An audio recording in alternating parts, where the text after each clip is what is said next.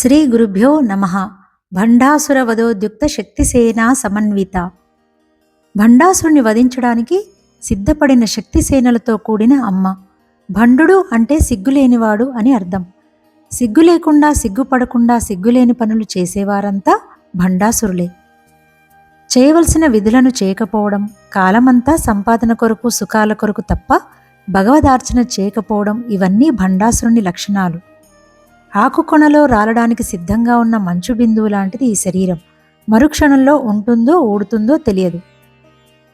పాదరసం వలె ఆయుస్సు జారిపోతుందని తెలిసినా కూడా దేవుని పల్లకి మోయడు, భగవన్నామం పలకడు, గంగలో మునగడు, అరుణాచలం తిరగడు, సద్గ్రంథం చదవడు, త్యాగరాజ కీర్తన వినడు. ఇలాంటి వారందరూ భండాసురులే. ఒక తప్పు చేస్తే ఒకరు పట్టుకున్నారా లేదా అని కాకుండా లోపల ఈశ్వరుడు చూస్తున్నాడని సిగ్గుపడాలి. అలా సిగ్గుపడనివాడు భండాసురుడే.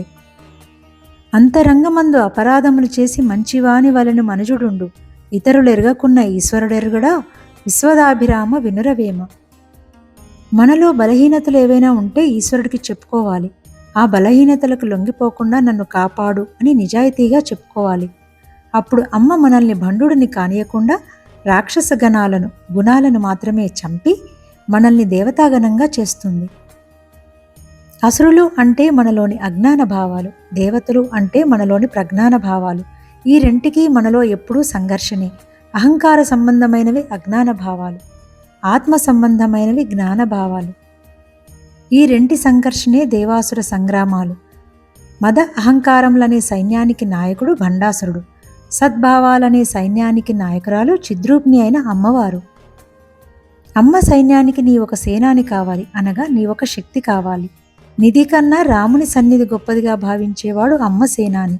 కోటి కన్నా రామకోటిని గొప్పగా భావించి వ్రాసేవాడు అమ్మ సేనాని. ఇంట్లో దుస్తులు కన్నా పుస్తకాలు ఎక్కువగా ఉన్నవాడు అమ్మ సేనాని. ధన సంపాదన కంటే జప సంపాదన గొప్పదిగా భావించేవాడు అమ్మ సేనాని. అమ్మ పాదాలను పట్టుకుంటే ఇక ఎవడి పాదాలను పట్టుకోవాల్సిన దౌర్భాగ్యం పట్టకుండా చూసుకుంటుంది అమ్మ. అలాంటివాడు అమ్మ సేనాని.